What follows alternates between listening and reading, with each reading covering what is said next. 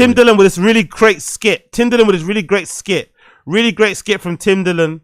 Really great skit from Tim Dillon where he allegedly interviews a soldier, PTSD survivor guy, and it's really fucking good. Really fucking good little skit here from Tim Dillon. Let's play it. Let's fucking go. Big up Tim Dillon. Is this skit done for humor's sake, or was this skit done as a way for Tim Dillon to get closer to this guy? We'll never know. I think he likes, to be fair to Tim, I think he likes his guy more twinkish, to be fair. But I wonder, was this skit done purely for the sake of comedy? Or was it done, you know how producers will invite like a hot girl to the studio to record a song? I wonder if this is the same thing. Big up Tim Dillon. Tremendous benefits in their life that they are seeing from using this. And not a lot of people know about the drug. I had no idea what it was. Ibogaine. So joining me today is a veteran that is taking Ibogaine. Mike, thank you for joining me. Thanks for having me, Tim. Of course. Mike, tell me, what is Ibogaine? So I'm not going to claim to understand it fully, but Ibogaine, it's an African root. They powder it, and you take a drink of it, and in 72 hours, you experience a total psychological dissolution, followed by a sort of repair process that has left me personally in an entirely changed and different state of mind. Well, that sounds amazing. Tell me about some of the things you were going through before getting on Ibogaine. Sure. So I served 2 tours in Iraq. Thank you for your service. Absolutely. I spent my high school graduation in boot camp. I started right away. And I experienced combat. I experienced murder. I experienced killing. And all these things used to haunt me. When I got back, I couldn't eat. I couldn't sleep. I could drink. And I started to do oxycodone just to manage the pain and the stress. How has Ibogaine helped with that? Because what you just described is what I hear from a lot of people. It is very hard when you return from war.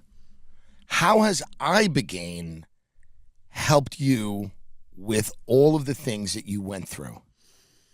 Well, since taking Ibogaine about a week and a half ago, I experienced a total liberation from any sort of judgment I had on the situations I was put in, the situations I was there for.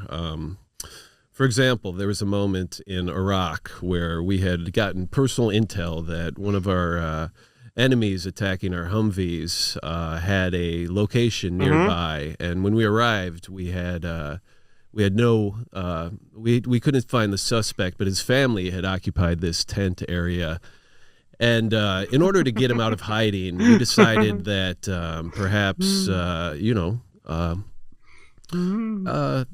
little bit of coaxing with the family would help. So intuitively, I knew the screams of his children would elicit more than the screams of his wife's. Of course. Yes. So I began choking his wife, and I choked her for around 8 to 10 minutes, and long after the point of death, as we call it. And off the floor. I started off the floor, and as her body slowly sank into the puddle it became. Of course. And those were the moments that would really keep me up at night. I get it. Yeah. But I look back, and I was there, and I did those things. But there's no more judgment. And the same hand that was choking her was also choking me, and at the same time, I just let go of both. It's almost like you had this epiphany that we're all one, and you were almost kind of choking yourself. So good. Absolutely. You know, and that's kind of, there's a beauty to that, and the release.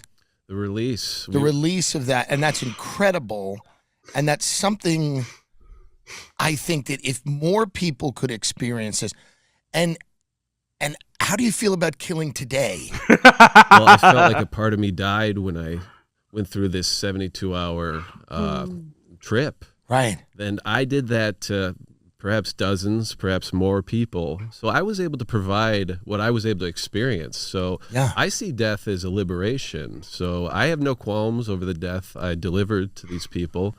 And in some form or another, I'd like to deliver that again. Unbelievable. So you feel comfortable today with killing on a level that maybe you've never felt before?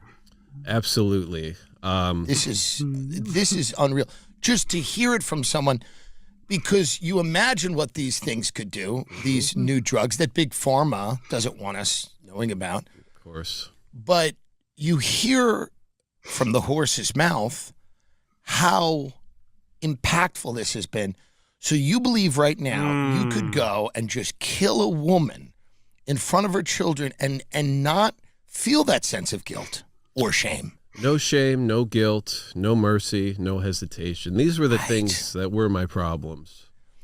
Right, because so much of what this drug has done is made you understand that this experience that you went through, you can't categorize this in right or By the wrong. way, this is what most comedians should be doing. Even if you don't find this shit funny, this is what most comedians should be doing. With Joe Rogan going to the White House and the Ibogaine thing, instead of actually talking about it in a serious way, instead of actually having fucking serious topics, serious discussions around it, as a comedian, this is what you should be doing. You should be talking about it like this. If you're a fucking comedian.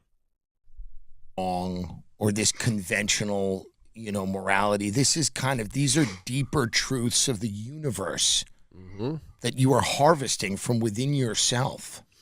Yes. We hang up on certain moments we think define us, but in some ways they do, but they don't have to.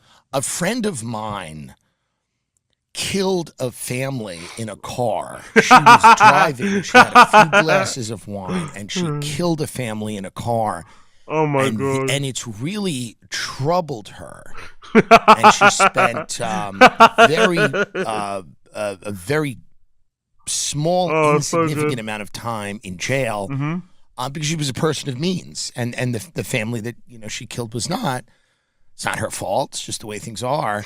But it's haunted her. Like she says to me occasionally when she takes a walk on the beach, she'll think about it. I'm wondering if Ibogaine would help someone like her. Undoubtedly would help them. I think incorporating this into the prison system, the military system, the school system perhaps would create a radical shift that I think at this point in our culture with the way things are going would help everything.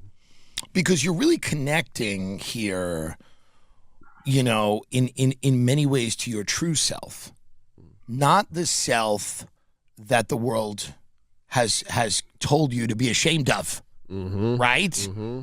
Oh, be ashamed of that, or oh, you don't do that, But now you've basically had the realization that everything you did is part of a larger story. Right? Absolutely. And the guilt and the shame, it's what anchored me to the addiction. Right. Now, talk about this opioid addiction. I came back. I used opioids every single day. I used them from morning to night. And now you're on Ibogaine. And are you off them? I'm no longer addicted. I am Right. I am prescribed opioids. And you take them. Absolutely. I still do it perhaps at the same level, but Perfect. it's a surface thing. Yes. The opioids exist up here. Oh, There's so good. right here is the depth of serenity that I've experienced. Anyway, so good. I reckon you check it out. I really liked it, man. I really like the skit. Big up Tim Dillon.